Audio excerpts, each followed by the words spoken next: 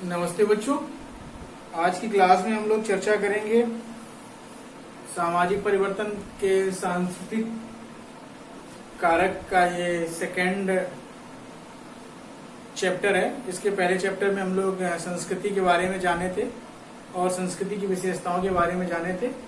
अब ये जानेंगे कि सांस्कृतिक कारक से हमारे जीवन पे, हमारे समाज पे किस प्रकार से प्रभाव पड़ता है और विभिन्न बिंदुओं के माध्यम से इसकी चर्चा करेंगे। पहले बिंदु के अंतर्गत आएगा कि आर्थिक जीवन में होने वाले अनेक परिवर्तनों के लिए संस्कृति उत्तरदायी। जो भी आर्थिक जीवन में हमारे परिवर्तन होते हैं उनके लिए कहीं न कहीं हमारी संस्कृति उत्तरदायी होती है। दूसरा पॉइंट है सांस्कृतिक कारकों का समाज विशेष के राजनीतिक संगठन पर भी काफी प्रभाव पड़ता है। जो भी समाज के राजनीतिक संगठन है, हमारे जो भी राजनीतिक पार्टियां हैं, इन पे भी कहीं न कहीं हमारे सांस्कृतिक कारकों का या संस्कृति का प्रभाव पड़ता है। नेक्स्ट पॉइंट है समाज विशेष के सांस्कृतिक, पर्यावरण और सामाजिक संगठन एवं सामाजिक संरचना के बीच घनिष्ठ संबंध पाया जाता है। समाज विशेष के सामाजिक पर्यावरण, सांस्कृतिक पर्यावरण और सामाजिक संगठन एवं सामाजिक संरचना के बीच कहीं न कहीं घनिष्ठ संबंध पाया जाता है। इसकी चर्चा की जाएगी तीसरे बिंदु के अंतर्गत। और चौथे बिंदु के अंतर्गत सांस्कृतिक कारकों का प्रौद्योगिकी क्षेत्र में होने वाले परिवर्तनों पर भी काफी प्रभाव पड़ता है। ठीक है, टेक्नोलॉजी के क्षेत्र में या प्रौद्योगिकी क्षेत्र में किस प्रकार से परिवर्तन पड़ता है, इसकी चर्चा हम लोग आज की इस क्लास में करेंगे।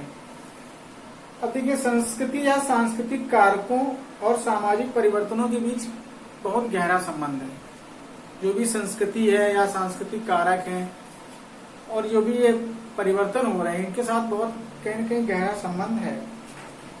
संस्कृति के अंतर्गत क्या आता है?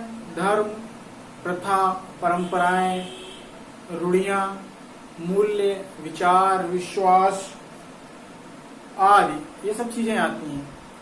ये सब संस्कृति के अंतर्गत आती हैं। लोगों के बीच होने वाली अंतःक्रिया और सामाजिक संबंधों को अनेक रूपों में प्रभावित करती हैं। संस्कृति के आधार पर ही यह निर्धारित होता है कि कौन किसके साथ, ये संस्कृति के आधार पर ही निश्चित होता है कि कौन किसके साथ कैसे संबंध स्थापित करेगा और इस संबंध के आधार पर कैसा व्यवहार करेगा। कौन किसके साथ, ठीक है, कौन जो है किसके साथ किस प्रकार का संबंध स्थापित करेगा और ये संबंध ही कहीं न कहीं संस्कृति का आधार है।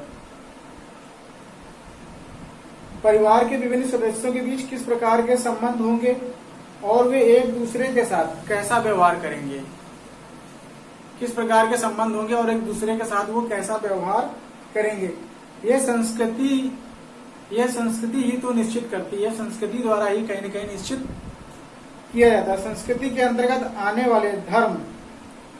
आने वाला धर्म सामाजिक परिवर्तन की दिशा निश्चित करता है। संस्कृति के अंतर्गत ही जो आने वाला धर्म है वो कहीं न कहीं सामाजिक परिवर्तन की दिशा निश्चित करता है।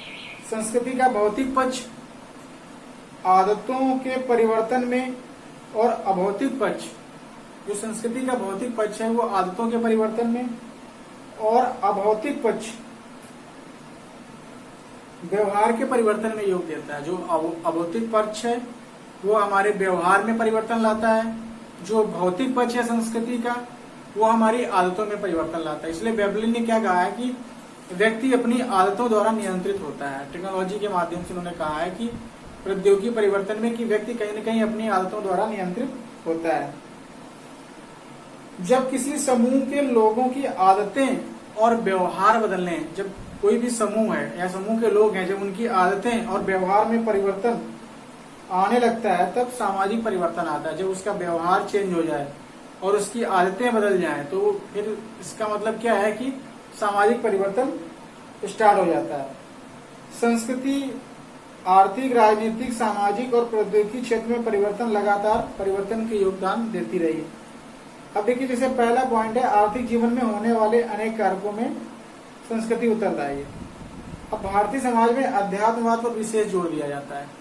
अब देखिए, ऐसा होता है कि जो हमारी यहाँ की संस्कृति है अध्यात्मवाद पे जोर दिया जाता है, पूजा पाठ पे जोर दिया जाता है, ठीक है। और संतोषम परम सुखम की अवधारणा है यहाँ पे, जो कुछ हमारे पास है हम उसी में संतोष करते हैं, हम कोई रिस्क उठाने का काम नहीं करते। ये हमारी संस्कृति हमें निर्धारित करती है, क्योंकि हमारी संस्कृति ने हमारे दिमाग में डाल रखा है कि हमारे पास जो कुछ है वो ठीक है, पर्याप्त है, हम जितना कमा रहे हैं बस उतना हमारे पास हो जाए कि हमारा भरण पोषण हो जाए, हमारे बच्चे भूखे ना रहें, ठीक है, और जो भी हमारे दरवाजे पे भिखारी आए वो भी भूखा ना जाए, ठीक है। तो एक स्टेटमेंट या कहावत कही थी, मुझे याद नहीं आ रही, कि साईं इतना दीजिए जितना कुटुंब समाए, और मैं भी भूखा ना रहूं, और मैं भी भूखा ना रहूं और फकीर भी भूखा ना जाए। मतलब जो भी उसके दरवाजे पे आया हुआ है वो भी भूखा ना जाए और मैं भी भूखा ना रहूं, इतना हमको दीजिए।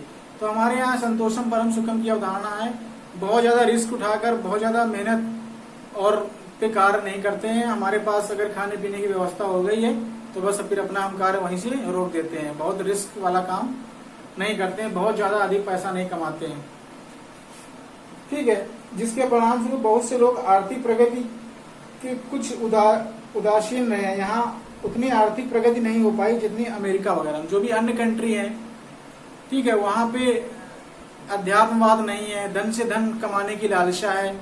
यहाँ पे ब्याज को हमारे यहाँ, हमारे हिंदू समाज में, हमारे भारतीय संस्कृति में ब्याज को अच्छा नहीं माना जाता है, लेकिन अन्य जगह पे लोग पैसे से ही पैसा कमाते हैं, ब्याज के माध्यम से पैसा, तमाम तरह से पैसा कमाते हैं।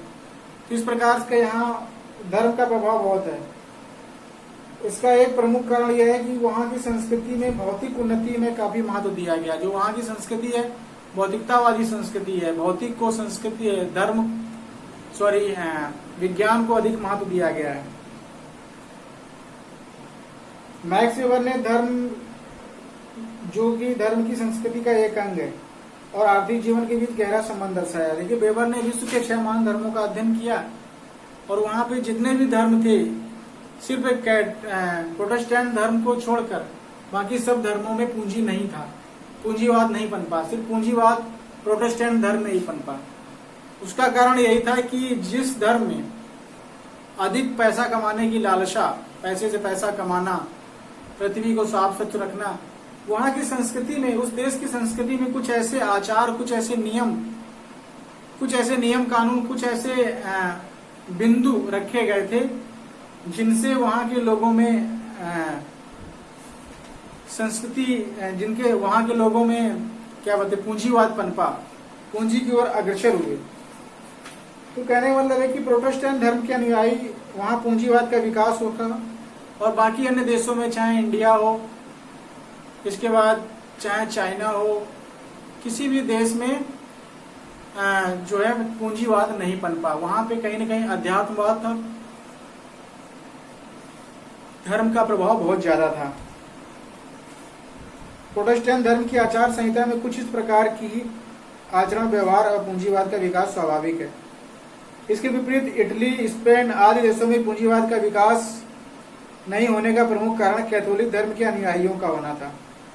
इस धर्म की आचार संहिता में कुछ ऐसी बातें हैं जो पूंजीवाद व्यवस्था के विकास में सहायक नहीं है। तब इस धर्म में ऐसी कुछ बातें हैं, मैंने जैसे यहाँ पे कहा कि हमारे भारतीय संस्कृति में शूद्र को कहने का मतलब ब्याज को बहुत ज्यादा अच्छा नहीं माना जाता है, ठीक है। तो यहाँ पर उस प्रकार से लोग पैसा नहीं कमा सकते हैं। दूसरा पॉइंट है सांस्कृतिक कारकों का समाज विशेष के राजनीतिक संगठन पर भी प्रभाव पड़ता है। अब देखिए किस प्रकार प्रजातंत्र होगा, किस प्रकार कुलीन तंत्र या राजतंत्र होगा, कहाँ समाजवादी और साम्यवादी व्यवस्था को बढ़ावा मिलेगा, यह बहुत कुछ समाज विशेष के सांस्कृतिक पर्यावरण निर्भर करता है। यह हमारा सांस्कृतिक पर्यावरण निर्भर करता है कि कहाँ पर हमें कुलीन तंत्र लागू करना होगा, कहाँ पे राजतंत्र और कहाँ पे प्रजातंत्र होगा। जैसे जैसे किसी समाज का सांस्कृतिक पर्यावरण बदलता है, उसके साथ ही साथ लोगों के मूल्यों, विश्वासों और विचारों में भी परिवर्तन आता है, जो राजनीतिक संगठन के स्वरूप को निर्धारित करता है, ठीक है। वैसे वैसे लोगों के विचार बदलते हैं तो कहीं ना कहीं क्या है, राजनीतिक संगठन का स्वरूप निर्धारित करते हैं। साथ ही किसी देश में वैसे कानून बनाए जाएंगे जिस प्रकार की समाज सुधार योजनाएं हाथ में ली जाएंगी। ठीक है, ऐसे कानून बनाए जाएंगे जिस प्रकार की योजनाएं हाथ में ली जाएंगी। नेक्स्ट पॉइंट है समाज विशेष के सांस्कृतिक पर्यावरण और सामाजिक संगठन और सामाजिक संरचना के बीच घनिष्ठ संबंध पाया जाता है। अब देखिए सांस्कृतिक पर्यावरण कैसा है, किसी भी समाज का सामाजिक संगठन और सामाजिक संरचना में किस प्रकार से परिवर्तन होता है। हिंदुओं और मुसलमानों तथा ईसाइयों की सामाजिक संरचना में काफी भिन्नता पाई जाती है। इस भिन्नता का एक प्रमुख कारण है कि इन समाजों में सांस्कृतिक पर्यावरण का अंतर है। जहां हिंदुओं में गोत्र और साप्रवर बहिर्विवाही की प्रथा पाई जाती है, वहां मुसलमानों में कुछ अति निकट के रक्त संबंधियों को छोड़कर शेष के साथ वैवाहिक संबंध स्थापित किए जाते हैं।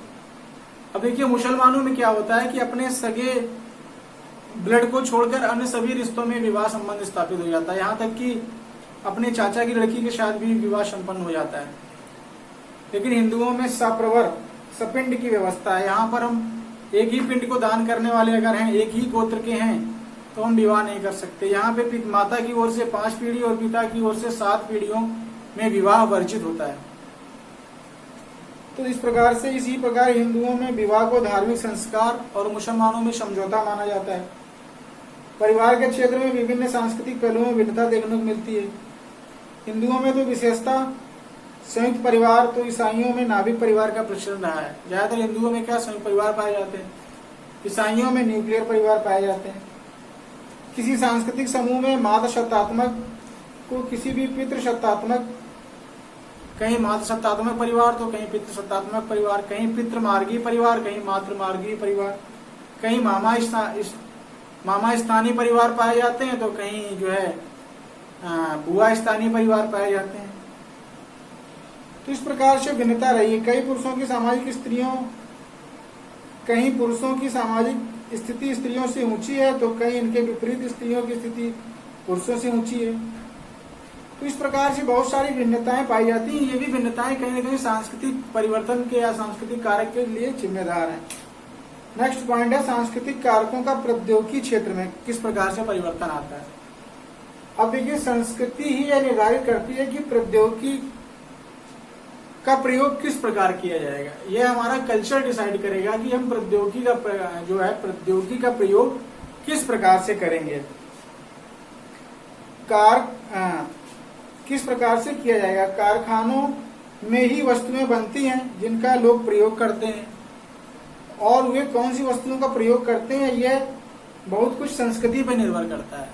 जो भी वस्तुएं बनती हैं और किन वस्तुओं का व्यक्ति प्रयोग करेगा, ये कहीं न कहीं संस्कृति पर निर्भर करता है।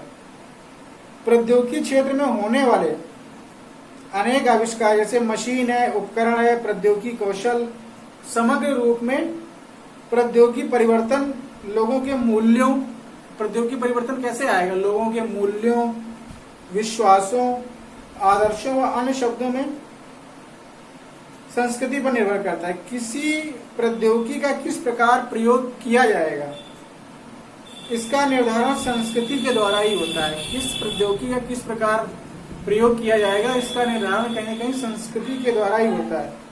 मैकाइवर और पेज ने इस बात को एक उदाहरण द्वारा स्पष्ट किया है। आपने बताया है कि एक जहाज का विभिन्न तरीके से प्रयोग किया जा सकता है। उसकी सहायता से अनेक बंदरगाहों तक पहुंचा जा सकता है। व्यापारिक उद्देश्य से, धार्मिक या सांस्कृतिक उद्देश्य से, यात्रा के उद्देश्य से और किसी देश पर आक्रमण करने के उद्देश्य से। जहाज का प्रयोग किस उद्देश्य से किया जाएगा, यह बहुत कुछ संस्कृति पर निर्भर करता है।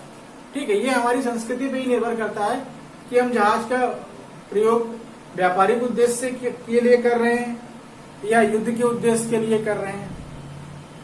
इस प्रकार कारखानों के जीवन के लिए उपयोगी आवश्यक वस्तुएं तैयार की जाएंगी।